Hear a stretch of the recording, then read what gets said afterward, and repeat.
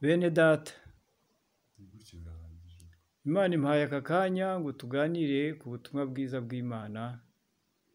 Nimureke duhuze umutima, dufatanye gusenga, tunayishimira ko tukiri bazima, maze rero tuyinginge imanuke itubwire ubutumwa bwayo. Turagushimiye Uwiteka Mana Nyiringabo, udukoreye iby'imbabazi, waraduhetse rwose iminsi yose tumaze nk'uko wabitubwiye. N'uyu munsi nawo uracyaduhetse, turi mu rukundo rwawe. Uduhaye n'akanya ko kuganira n'imitima y'abafite inzara n'inyota byo kugushaka. Utwemere rero Yesu nk'uko wabitubwiye uti 2 batatu. Mu byiringiro turateranye, umanuke uterane natwe. Uganire n'imitima yacu, utwungure ubwenge, utwiyereke, utubwire ibyo ushaka ko dukora. Wabwiraga abigishwa ko batumye kugenda mu isi bakabwira abantu bose ubutumwa bwiza, bagahindura abantu benshi kuba abigishwa bawe. Wongere Mwami ubidusubiriremo, utwigishe neza tubyumve tubimenye, kandi utwigishe kwihana no kwezwa kugira ngo ubone aho utura mu mitima yacu. Uyu mwanya rero turawuguhaye, aba ari wowe utuyobora. Tubisenze mu izina ryawe Yesu Kristo Umwami wacu. Amena. Intego rero y'ubutumwa bw'uyu munsi ni ukumva umuhamagaro wa Yesu. Matayo igice c'11 umurongo wa 28. Aya magambo dusanzwe tuyazi, avuga ngo yemwe abarushye, yemwe abaremerewe, munsange mbaruhure. Akongeraho ijambo ryiza rivuga ngo nimwemera kuba abagaragu banjye, ngo munyigireho, ngo ndi umugwaneza, ngo noroheje mu mutima, ngo namwe rero nimunyigiraho nibwo muzabona uburuhukiro mu mitima yanyu. Twibaze rero ngo ni kuki se Yesu abona ko turushye? Igituma Yesu abona ko turushye ni impamvu imwe, ko twirukanywe mu ishusho yacu, muri kamere yacu, muri gakondo yacu. Umunsi Imana yirukana Adamu, mu Itangiriro igice cya mbere umurongo wa 26, Imana ivuga iti tureme umuntu ase natwe, agira ishusho yacu. Ariko intego nyamukuru yanezezaga Imana kwari ugusa n'Imana. Rero icyaha cy'uburangare cyahereye ku munsi wa Adamu yirukanwe muri paradizo, kikageza uyu munsi, cyatumye umuntu atandukana n'ishusho y'Imana, ajya hanze, ahura n'urupfu. Umwana umwe yica murumuna we, n'uwishe arabura, n'undi arapfa. Bagira umugoroba mubi utigeze kubaho, babura Imana, niyo yari se wabo na nyina, babura abana. Nimurebe namwe uwo mugoroba wo mu isi wo kubura byose. Aho rero niho Imana yatekereje, ibona marayika ntiyashobora urwo rugamba,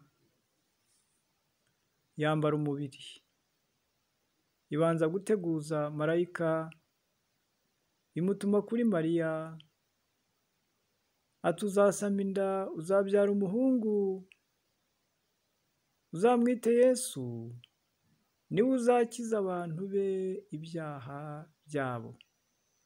Intego y'Imana kuza mu isi, intego y'Imana kwambara umubiri, intego y'Imana kuvuka nk'abantu, intego y'Imana kwemera abantu bakica Imana bidakwiriye, bitashoboka.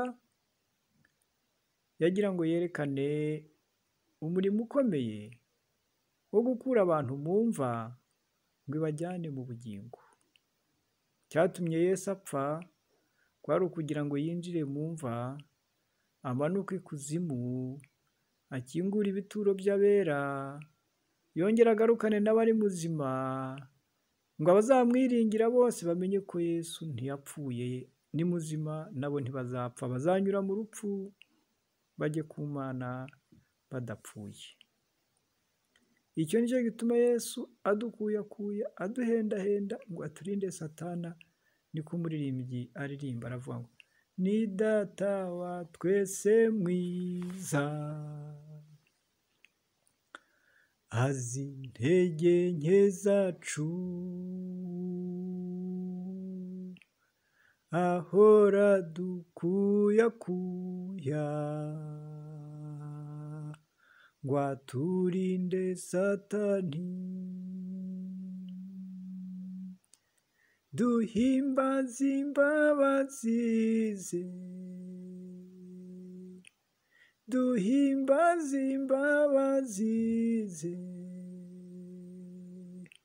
duhimbaze imbabazi ze, zitarangira iteka. Aho muri hose mumfashe iyo ndirimbo tuyifatanye, twinjire mu mbabazi z'Imana, tuzibuke kuduheka, kudukunda, kuturinda no kugeza uyu munsi. N'izo mbabazi izo nizo zazanye Yesu mu isi ngo akure umuntu mu rupfu, amukure mu maganya, amukure mu muruho, amukure mu bibazo, amukure mu ntoki za Satana, amutuze mu rukundo rw'Imana, aho ahora yibuka kugira neza kwayo ku manywa na nijoro. Rero dutaramane twibuka izo mbabazi.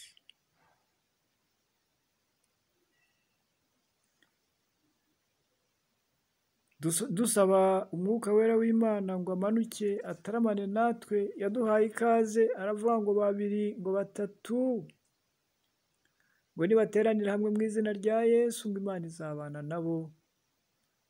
Ntabwo Imana igira kure, ntigira bugufi, ireba mu mitima gusa, ikareba mu mitima ikirimo.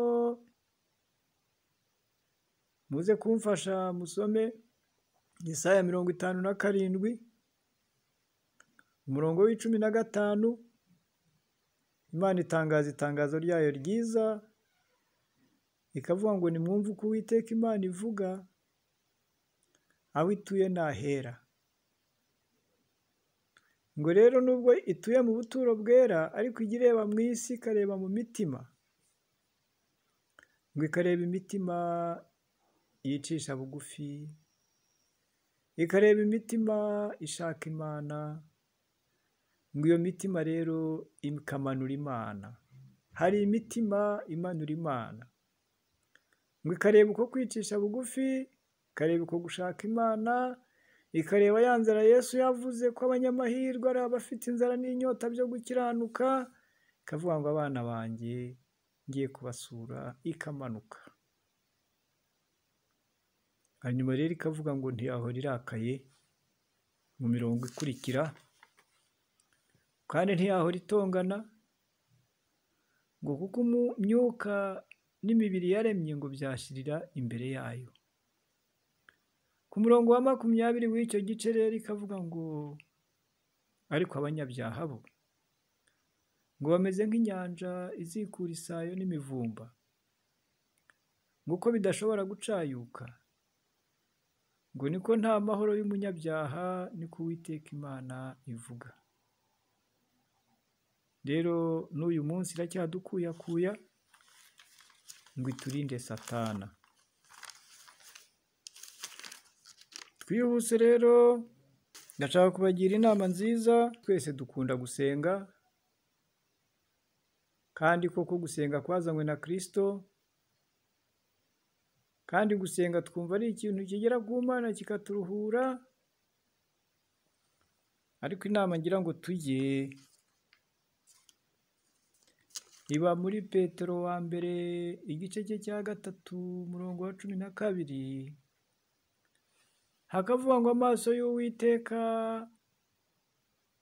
ari ku bakiranutsi, amatwi ye nayo yumva ibyo abo bakiranutsi basaba, ngo ariko igitsure cy'Uwiteka cyo ngo gihora ku nkozi z'ibibi.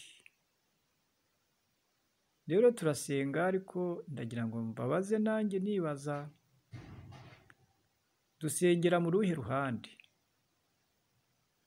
Dusengera mu ruhande rwo gukiranuka, tukaba turasa na Yesu nk'uko ya shusho yacu twavuze yahozeho tukayireka? Iba mu Bagalatiya 5:24 hakavuga ngo aba Yesu bo ngo babambye kamere, ngo babamba irari, ngo niruba. Kamere murayizi, ni ibyaha gusa, n'ikitekereza n'ikivuga. Irari murarizi, rihora rirushya abantu, ntawakwirirwa ribasobanurira. Iruba ni ubuhehesi bwuzuye ubusambanyi. Iyo migozi yose ni ubugome bwa Satana. Ibyo ni byo Yesu agira ngo aturuhure, abitwambure, atuguranire. Rero Imana yifuza ko tugaruka, mwumvishe kureba mu mitima, tugapfukamisha imitima yacu, tukinginga Imana rwose yaduhaye ikaze, iravuga ngo musabe muzahabwa, mushake muzabona, mukomange muzakingurirwa. Itanga urugero ruvuga ngo ninde mubyeyi umwana yasaba umugati akamuha ibuye? Ninde mubyeyi umwana yasaba ifi akamuha inzoka? Ko mugira kamere mbi, mugaha abana banyu ibyiza. Ngo Imana Data ntiyabaha umwuka wera mumusengeye mumwingingiye. Rero reka tubanze dusengere umwuka wera ngo aze mu mitima yacu atuyobore, niko Yesu yavuze muri Yohana 16. Yavugaga 16:16, yavuga ngo umumaro umwuka wera azabamarira. Aravuga ngo umunsi umwuka wera yaje mu mitima yabo hari ibyo azakora, azaburana na kamere zabo, ngo abereke icyaha. Nibakirekura ngo bayobore mu nzira yo gukiranuka, ababere umwarimu w'ubugingo. Niba mubera abana beza bakamwumvira, ngo umwuka yende ku bya Yesu abibagemurire. Aho niho twari dukwiriye gusiganirwa tukiriho, tukabera abana b'Imana, tukayiryohera, tukayinezeza. Umwuka akatwereka ati murabeshya, tukabireka, akatwereka ati murangana, tukabireka, akatwereka ibyaha byose nk'uko mubizi mu Bagalatiya 5:19, izo mbuto za kamere Satana yihishamo, tukazisoma, tukazimenya, tukazireba, tukazanga, ziratujyana i Gehenomu. Tukinginga umwuka wera akatuyobora mu gukiranuka, tukaba turimutse tugiye muri kaminuza y'Imana. Umwuka akajya yenda ku bya Yesu akabitugemurira, haba ari ahantu heza. Niho mbifuriza mwese abari mu isi bose kuri uyu mugoroba, ndabifuriza ubwo bugingo bwiza bwuzuye umwuka wera. Agatoya mukamubaza, akanini mukamubaza, mugateteshwa n'umwuka wera, akababwira ibyo Yesu akunda mukabikunda, akababwira ibyo yanga mukabyanga, mugahora mu munezero w'iteka. Icyifuzo rero mbafitiye mwese abariho uyu munsi bumva ubu butumwa, kwa Adamu hahandi twahakuye ubwenge buhinga tukunguka, bukorora tukunguka, amashuri tukiga tukabona imishahara tukunguka, ubucuruzi tukajya Dubai n'ahandi tukunguka, ariko byose bikaba iby'uyu mubiri, upfa ukabora nabyo bigapfa. Uyu munsi rero umwuka aratwinginga ngo twige gucuruza iby'ubugingo. ibyo Yesu yadusigiye muri Matayo 28:16 ngo yiyeretse abigishwa be, bamwe baramumenya abandi barashidikanya. Yesu ni umunyembabazi, nubwo waba waraguye, nubwo waba uri mu byaha, ukamuhindukirira gusa kwakira nk'uwo bari basanganywe. Imbabazi ze zirakoza, n'amaraso ye n'ubwenge bwe n'urukundo bikakwambura Satana. Rero abigishwa baramumenye bamwe, abandi barashidikanya, ariko bose abagirira imbabazi. Ababwira icyari kimuri ku mutima, arababwira ngo Data yampaye ubutware, namwe mbahaye ubutware, nimugende muhindure abantu bose abigishwa banjye, ndi kumwe namwe iminsi yose. Natwe rero muri iyi minsi Imana iduhaye konji yo mu mago, nimutangirire mu mago. Nta giti cyakwera kitagira imizi, ndetse iyo kigize umugisha kigaterwa ku mazi, cyera neza, gihorana itoto kuko kivoma. Uko niko Imana yatwingingiraga ko imitima yacu itura mu wayo. Mu gutegeka kwa 2 igice cya 30:15, aho Imana ibwira umuntu ngo imbere ye hashyize inzira ebyiri, ihashyize umugisha n'ibyiza. Ni umugisha n'ibyiza kuko ari mu rugo rw'Imana na Yesu n'Umwuka Wera. Satani aho ntakihageze ikirenge, hahora umugisha n'ibyiza. Ariko iravuga ngo indi nzira yo ni urupfu n'ibibi. Mu rupfu n'ibibi rero habaye akaga.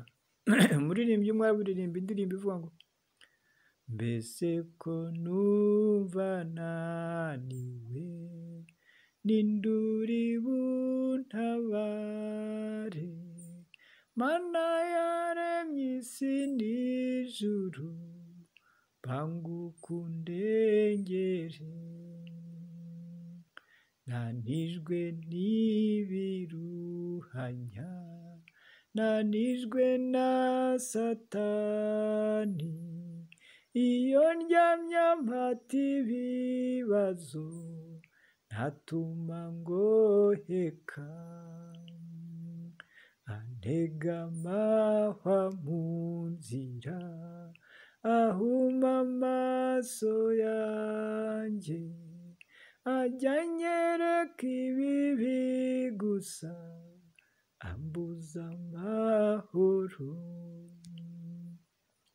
Humura, Imana yasezeranye kuba hamwe n'abayo, kandi abayiyeguriye yavuze ko izabashoboza. Komera irahari. Uyu munsi rero Imana irahari, nubwo isi na Satana n'umubiri bisakuza. Rimwe mu mibiri harimo indwara, rimwe mu mibiri harimo ubwoba bw'iki cyorezo, rimwe mu mibiri harimo amajwi menshi avuga bibuza umuntu gusinzira no kuba amahoro. Ariko ibyo byose Yesu arahari. Icyifuzo cyanjye rero ku muntu wese ni uko ducuruza iby'ubugingo byunguka. Muri iyi minsi ya konji tugahera iwacu mu nzu, tugahamagara abadamu bacu, tugahamagara abana bacu, tugapfukama imbere y'Imana, tukiga kwihana, tugasabana imbabazi. Abanyamurenge bavuze ngo ntazibana zidakomanganya amahembe. Natwe rero mu bujiji bwacu, mu mibereho yacu y'inyuma ho, tuba twarakomanganyije amahembe. Ariko ubwo Imana itumurikishije umucyo wayo, twihane, niyo nsinzi yonyine y'ubugingo, nirwo rufunguzo rufungura ubugingo. Mwihane, ibyaha byanyu mubibabarirwe, mwakire ubwami bw'Imana buje muri mwe. Ni ijambo ryatangiranye na Yohana Umubatiza, nibwo bwari ubutumwa buzima bubwira abantu bose ngo bihane, nta muntu ushobora kubona ubugingo atihannye, kuko kavukire yacu ni ibyaha. Rero ntitwasimbuka ngo tugwe mu bugingo, habanza ko ibyaha bipfa tukabona kuzuka. Icyifuzo rero ndabinginze muzasome iyi nkuru yo mu Byakozwe n'Intumwa igice cy'icumi, ivuga ku muntu w'Imana wari umusirikare utegeka abandi basirikare witwa Koroneliyo. Tujya tugira inzitwazo ukavuga ngo mfite akazi kanaka ntikampa umwanya, ndetse noneho kuba ufite abandi bagutegeka hejuru byo byatuma rwose utabona umwanya na muke. Ariko Imana nk'uko ireba mu mitima yifuza ko tuyiha umwanya, kuko niyo ya mbere hejuru y'abategetsi bacu badutegeka bose, yitegeka n'umwuka duhumeka. Nta muntu wakubwira ngo ube upima ibiro ibi n'ibi. Uburemere bw'imyuka duhumeka ugizwe n'Imana. Rero niyo mukoresha mukuru, kandi ishaka ko tuyiha igihe mu mitima yacu. Uyu musirikare rero yagize ubwenge, mu nzu yateguramo icyumba, anasezerana rwose n'umutima we ko saa 9 azajya ajya imbere y'Imana, kandi yongeraho ko azagirira abantu neza. Ntabwo yari ategereje inyungu, ariko Imana ngo irandika. Ntabwo twari tuzi ko Imana yandika, ariko kwa Koroneliyo marayika yerekanye ko Imana yandika. Umunsi umwe ari muri iyo nzu, muzasoma iyo nkuru, ni nziza. Ibyakozwe n'Intumwa igice cya mbere uhereye ku murongo wa mbere ukageza ku wa 30, havuga iyo nkuru nziza ya Koroneliyo. Marayika aramutungura aramubwira ngo Koroneliyo, ndati karame, ngo gusenga kwawe n'imirimo yawe myiza byarazamutse bigera imbere y'Imana biba urwibutso. None tumira Petero.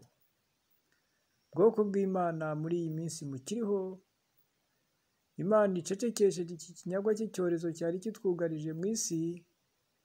Irashaka ko iminsi yacu isigaye tuba nka Petero, Imana ikabona uwitumaho. Tukaba nka Ananiya, Imana yatumyeho Sawuli.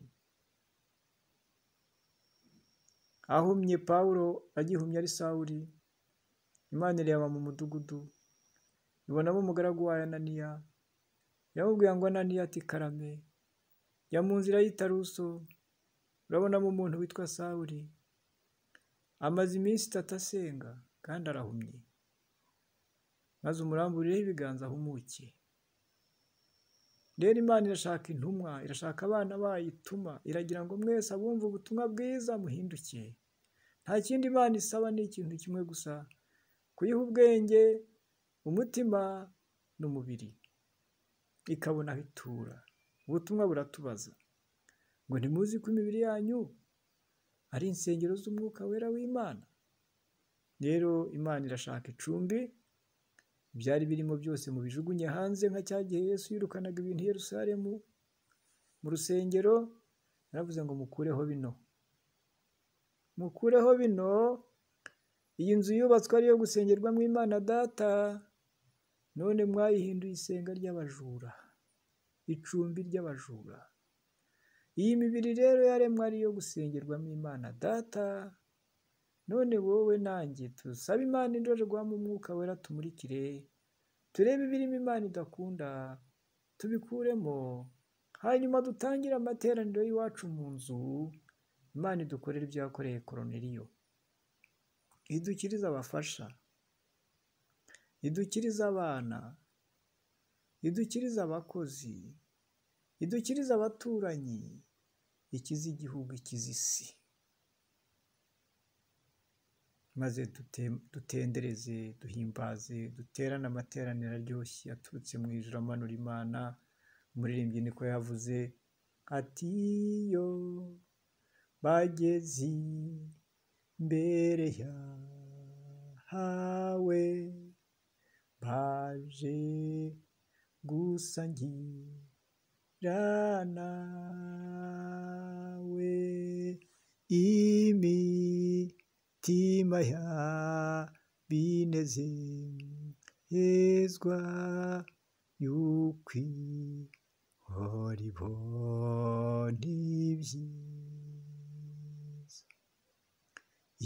Itorero ryawe ritunze ubuntu bwawe busaga. Itorero ryawe ritunze ubuntu bwawe busaga. Mana y'urukundo twigishe gukundana neza rwose, ngo duhabwe ibyo kurya byera, twegereye uruhimbi rwawe. Ngwirari ry'imitima yacu ribi ryo guhazwa nawe. Irari ry'imitima yacu ribi ryo guhazwa nawe.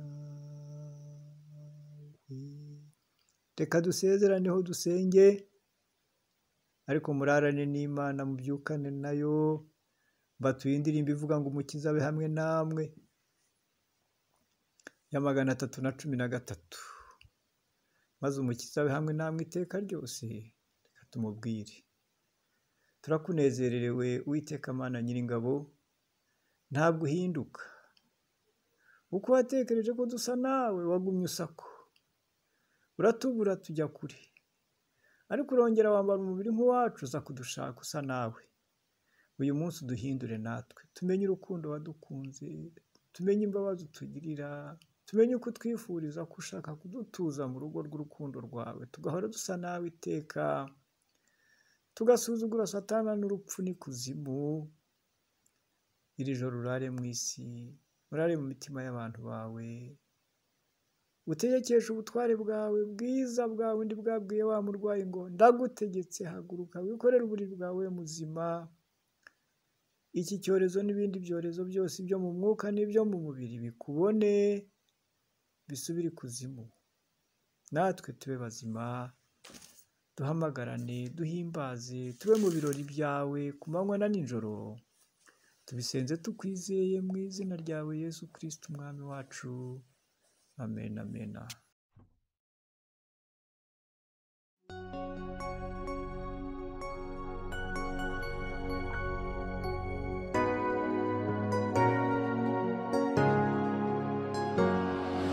Mfite umukiza ujya uvugira ku Mana, inshuti idahana si nk'izo mu isi. Iteka arandinda akankingira n'ibyago, icyamuha akaba umukiza wawe. Jye ninginga Imana mbikwereke Yesu, umwakire nawe niko ngusabira. Jye ninginga Imana mbikwereke Yesu, umwakire nawe niko ngusabira. Nahawe ikibanza na Data wo mu ijuru, mu rugo rwe rwera kubw'Umwana we, azangezayo ngo tubane iteka ryose. Icyampa ngo nawe tuzabaneyo. Jye ninginga Imana mbikwereke Yesu, umwakire